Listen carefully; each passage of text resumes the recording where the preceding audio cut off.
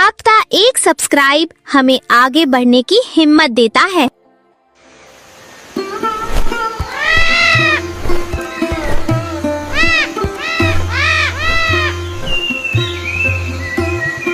कमलपुर गांव के चौराहे पर एक छोटा सा ठेला था।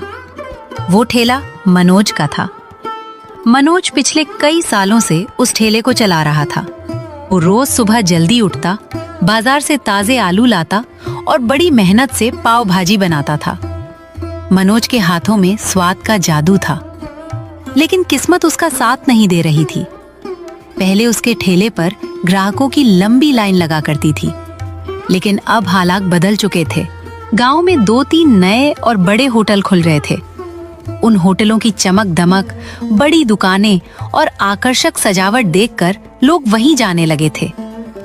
इन नए होटलों के कारण मनोज के ठेले पर ग्राहकों का आना लगभग बंद हो गया था। दिन भर इंतजार करने के बाद भी उसके ठेले पर मुश्किल से कुछ ही ग्राहक आते थे। कई बार तो ऐसा होता कि शाम तक उसके बनाए हुए ज्यादातर पाव भाजी बिक ही नहीं पाते थे। अब उसे समझ नहीं आ रहा था कि वो अपने परिवार का खर्च कैसे चलाए। अरे आज फिर दोपहर के 2 बजे बज गए और अभी तक बोहनी भी नहीं हुई। इतनी सारी पाव भाजी बनाकर रखी है, अगर शाम तक नहीं बिकी तो सब खराब हो जाएगी। घर का किराया देना है, बच्चों के लिए राशन भी लाना है। समझ नहीं आ रहा कि ये सब कैसे चलेगा। लगता है किस्मत भी आजकल मेरा साथ छोड़ चुकी है। तभी गांव का एक जाना माना आदमी, सरपंच साहब का नौकर दिनेश, वहां से गुजर रहा था। उसे देखते ही मनोज की आंखों में उम्मीद की एक किरण जाग उठी। उसने तुरंत आवाज लगाई, अरे दिनेश भैया, जरा सुनो तो, इधर आओ। आज गर्मा गर्म पाव भाजी बनाई है, बैठो। एक प्लेट लगा दूं क्या? नहीं मनोज भैया, अब तुम्हारे इस पुराने ठेले की वही रोज रोज की पाव भाजी खाकर लोग बोर हो गए हैं। सामने जो नया राजमहल नाश्ता कॉर्नर खुला है ना, आजकल गांव के ज्यादातर लोग वहीं जाते हैं। वहां बैठने के लिए बढ़िया कुर्सियां हैं और हर दिन कुछ नया खाने को मिलता है। तुम भी कुछ नया सोचो, कुछ अलग करो, वरना कहीं ऐसा ना हो कि एक दिन तुम्हें अपना ठेला ही बंद करना पड़ जाए। दिनेश की बात सुनकर मनोज का दिल बैठ गया। शाम होने को आई थी, लेकिन पूरा ठेला वैसे का वैसा ही भरा था। मनोज की आंखों में आंसू आ गए।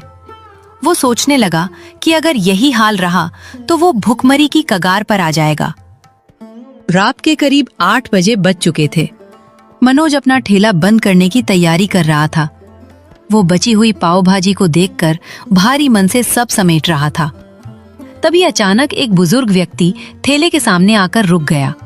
उसके चेहरे पर थकान और भूख साफ दिखाई दे रही थी।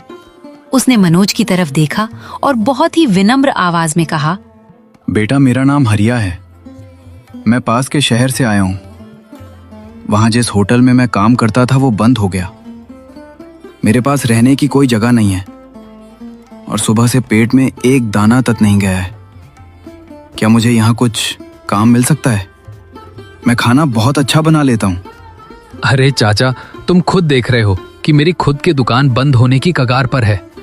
दिन भर में एक भी ग्राहक नहीं आया। मैं तुम्हें काम पर रखकर कहां से पैसे दूंगा? तुम कहीं और जाकर काम ढूंढो। मेरे पास तुम्हें देने के लिए कुछ नहीं है। बेटा, मुझे मोटी तनख्वाह नहीं चाहिए। मुझे बस रात को इस ठेले के कोने में सोने की जगह दे दीजिए और 2 वक्त का खाना खिला दीजिए। मैं आपके ठेले का पूरा काम संभाल लूंगा, बर्तन धोने से लेकर खाना बनाने तक। जो कहोगे वो सब करूंगा। प्लीज मुझे मना मत कीजिए, बाहर बहुत ठंड है। मनोज ने हरिया की तरफ देखा।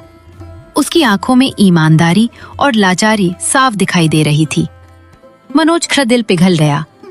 उसने सोचा कि खाना तो वैसे भी बच ही गया है, इसे फेंकने से अच्छा है कि किसी भूखे का पेट भर जाए। ठीक है चाचा, रो मत। सामने जाकर हाथ मुंह धो लो। ये पाव भाजी बची हुई है, इसे भरपेट खा लो। आज रात यहीं सो जाना, कल सुबह से काम पर लग जाना। लेकिन याद रखना, जब मेरे पास पैसे होंगे मैं तभी तुम्हें कुछ दे पाऊंगा। आपका बहुत बहुत धन्यवाद मनोज भैया। आप मेरे लिए फरिश्ता बनकर आए हैं। मैं आपकी इस भलाई का कर्ज जरूर चुकाऊंगा। कल मैं आपको एक ऐसी चीज बनाकर खिलाऊंगा जो आपने इस पूरे गांव में कभी नहीं खाई होगी। पर मनोज को ये नहीं पता था कि यही हरिया उसके ठेले की किस्मत बदलने वाला है।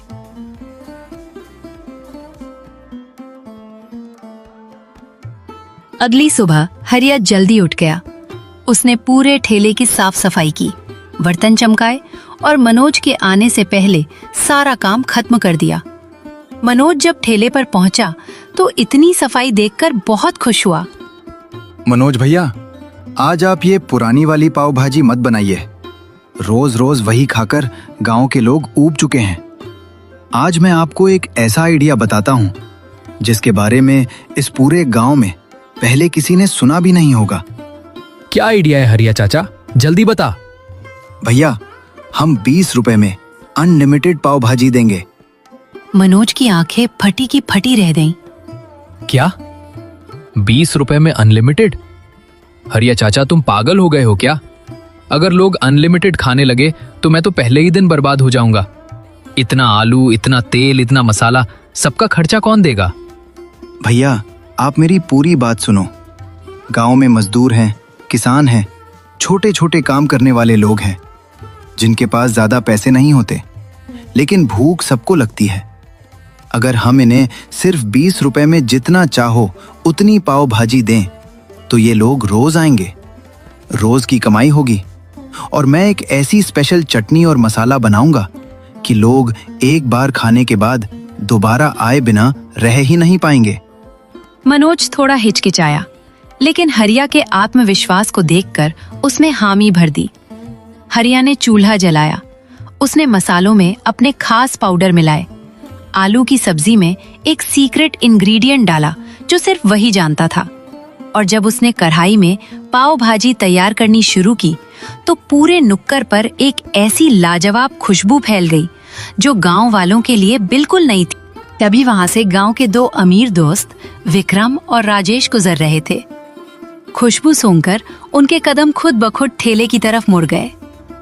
अरे मनोज भैया, आज तुम्हारे ठेले से कैसी अजीब और शानदार खुशबू आ रही है। ये क्या बना रहे हो? खुशबू से तो मुंह में पानी आ गया।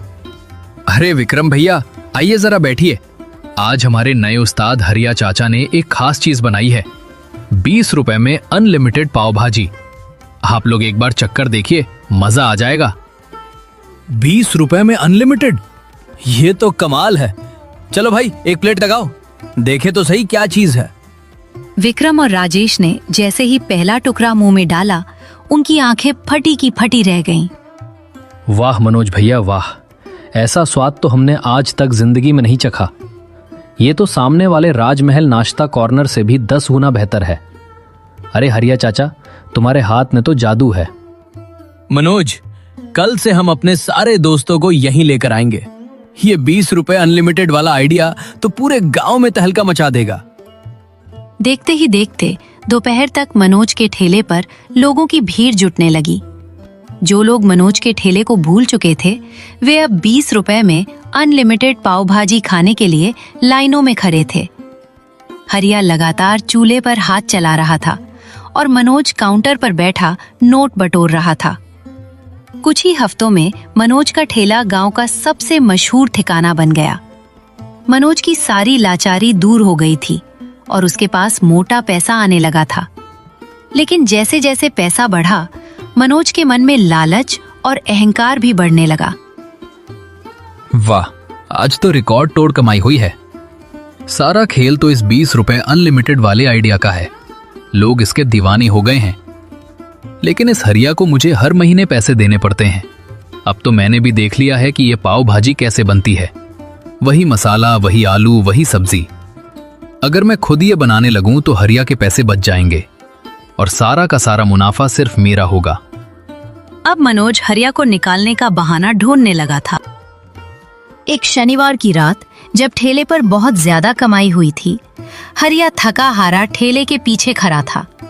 तभी हरिया मनोज के पास गया और बहुत ही शालीनता से बोला, मनोज भैया, आज ठेले में बहुत अच्छी बिक्री हुई है। स्टॉक खत्म होने वाला है। अगर आप कहें तो मैं कल सुबह जल्दी उठकर शहर से ताज़ा मसाले और सामान ले आऊं, ताकि ग्राहकों को कोई कमी ना हो। अब तुम्हें कहीं जाने की कोई जरूरत नहीं है हरिया चाचा। और सुनो, आज के बाद तुम्हें इस ठेले पर आने की भी कोई जरूरत नहीं है। तुम्हारी छुट्टी। ये आप क्या कह रहे हैं मनोज भैया? मुझसे कोई गलती हो गई क्या? अगर खाने में कोई कमी रह गई हो तो मुझे बताइए, मैं उसे सुधार लूंगा। मुझे काम से मत निकालिए। मेरा इस गांव में आपके अलावा कोई नहीं है। अरे नाटक बंद करो, कोई गलती नहीं हुई है। बात बस इतनी है कि अब मुझे तुम्हारी जरूरत नहीं है। पाव भाजी बनाना कोई रॉकेट साइंस नहीं है, वो अब मैं खुद बना सकता हूं। तुम्हारी वजह से मेरा आधा मुनाफा फालतू में बर्बाद हो रहा था। अपनी इस महीने पगार ले जाओ और अभी के अभी मेरा ठेला खाली करो। हरिया ने मनोज की तरफ देखा। उसकी आंखों में आंसू आ गए। उसे यकीन नहीं हो रहा था कि जिस इंसान के ठेले को उसने अपनी दिन रात की मेहनत से खड़ा किया था, वही इंसान आज उसे दूध में से मक्खी की तरह निकालकर फेंक रहा था।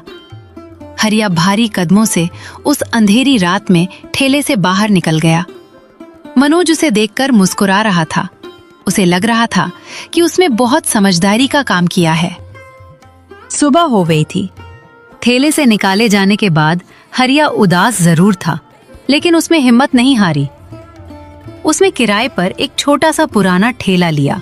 मनोज ने जो पैसे उसे दिए थे, उन्हीं पैसों से उसने कुछ बर्तन, एक छोटा चूल्हा और पाव भाजी बनाने का सामान खरीदा और एक छोटा सा ठेला लगाया।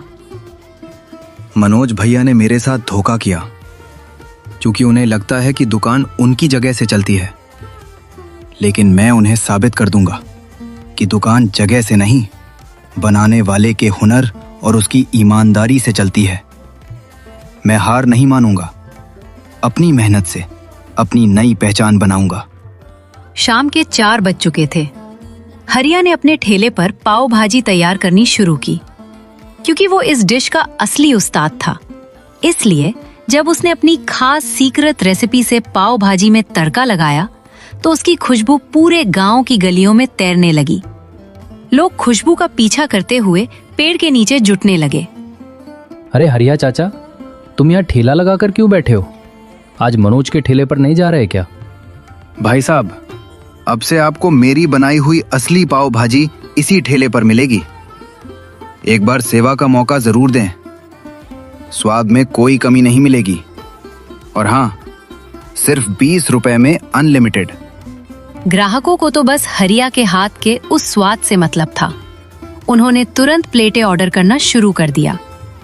हरिया ने बहुत ही कम दाम में और मनोज के ठेले से भी ज्यादा अच्छी क्वालिटी में पाव भाजी परोसी। पहले ही दिन शाम ढलते ढलते हरिया के ठेले पर लोगों की भारी भीड़ जमा हो गई। उधर मनोज के ठेले पर शाम होते ही ग्राहकों की भीड़ जुटने लगी थी। मनोज आज बहुत खुश था, क्योंकि आज उसे किसी को मजदूरी नहीं देनी थी और सारा मुनाफा उसका होने वाला था। मनोज बड़े घमंड के साथ चूल्हे के पास जाकर खड़ा हो गया। उसने हरिया की नकल करते हुए पाव भाजी बनाने की कोशिश की। तभी विक्रम और राजेश अपने कुछ दोस्तों के साथ ठेले पर पहुंचे। भाई मनोज, आज हमारे कुछ खास दोस्त शहर से आए हैं। इन्हें भी जरा अपने हाथ की वो जादुई 20 रुपए अनलिमिटेड पाव भाजी खिलाओ। जरा 5 प्लेट गर्मा गर्म लगाओ। अरे विक्रम भैया, जरूर जरूर। मैं तुरंत अपने हाथों से आपके लिए स्पेशल पाव भाजी बना रहा हूं। खाकर उंगलियां चाटते रह जाओगे। मनोज ने बड़े ठाट से प्लेट सजाई और विक्रम को दे दी। विक्रम के दोस्तों ने बड़ी उम्मीद से पाव का पहला टुकड़ा मुंह में डाला, लेकिन डालते ही उनके चेहरे का रंग उड़ गया। अरे विक्रम, इसी बकवास खाने की तारीफ करते हुए तुम हमें यहाँ लेकर आए थे क्या? ये पाव भाजी है या कच्ची उबली हुई सब्जी? थू, पूरा पूड़ खराब कर दिया। वो विक्रम भैया, हरिया को तो मैंने काम से निकाल दिया, लेकिन रुकिए, मैं दूसरी प्लेट सही से बनाकर लाता हूं। रहने दो मनोज, जब असली कारीगर ही नहीं है तो तुम्हारी इस नकली नकल को खाने का कोई फायदा नहीं है। चलो भाई लोग, यहां से चलते हैं। विक्रम और उसके दोस्त बिना पैसे दिए गुस्से में वहां से चले गए। मनोज अपने सूने ठेले में परेशान खड़ा था। पूरा गांव मनोज का ठेला छोड़कर हरिया के छोटे से ठेले की तरफ भाग रहा था। वहां इतनी भीड़ थी कि पांव रखने की जगह नहीं थी। ये बुड्ढा हरिया मेरे ग्राहकों को चुरा रहा है। मुझे कुछ ना कुछ ऐसा करना होगा कि इसका ये ठेला हमेशा के लिए बंद हो जाए। वरना मैं बर्बाद हो जाऊंगा। एक शाम जब हरिया का ठेला ग्राहकों से घिरा हुआ था, मनोज चुपके से भीड़ का फायदा उठाकर ठेले के पीछे गया। जब हरिया ग्राहकों को खाना परोसने में व्यस्त था, तब मनोज ने चुपचाप हरिया की हरी चटनी के बर्तन में ढेर सारा नमक और कड़वा तेल मिला दिया। अब आएगा मजा। जब लोग ये कड़वी और खारी पाव भाजी खाएंगे तो थूक देंगे।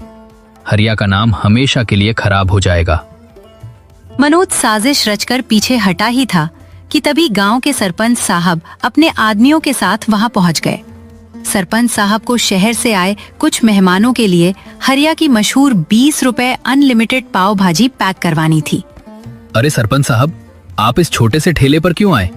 चलिए मेरे ठेले पर बैठिए, मैं आपके लिए बढ़िया खाना मंगवाता हूँ। चुप रहो मनोज। पूरे गांव को पता है कि असली स्वाद हरिया चाचा के हाथों में है। और वैसे भी हमारे आदमी ने तुम्हें इनके खाने में कुछ मिलाते हुए देख लिया है। नहीं सरपंच साहब, ये झूठ है। मैं तो बस यहाँ से गुजर रहा था। सरपंच साहब ने तुरंत अपने आदमियों को आदेश दिया कि वे चटनी का बर्तन जांचे। जब एक आदमी ने चटनी को चखा तो वह बेहद कड़वी और खारी निकली। मनोज की चोरी पकड़ी जा चुकी थी। धिक्कार है तुम पर मनोज। पहले तो तुमने इस भले आदमी को धोखा देकर काम से निकाला, और अब इसकी कामयाबी देखकर तुम इसके खाने में मिलावट कर रहे हो, तो हम सब बीमार पड़ जाते। आज से तुम्हारा ये ठेला हमेशा के लिए सील किया जाता है। हरिया चाचा, तुम एक ईमानदार और मेहनती इंसान हो। कल से तुम मनोज के उस बंद ठेले की जगह पर अपना खुद का बड़ा रेस्टोरेंट शुरू करोगे। दुकान का सारा लाइसेंस मैं तुम्हें दिलवाऊंगा।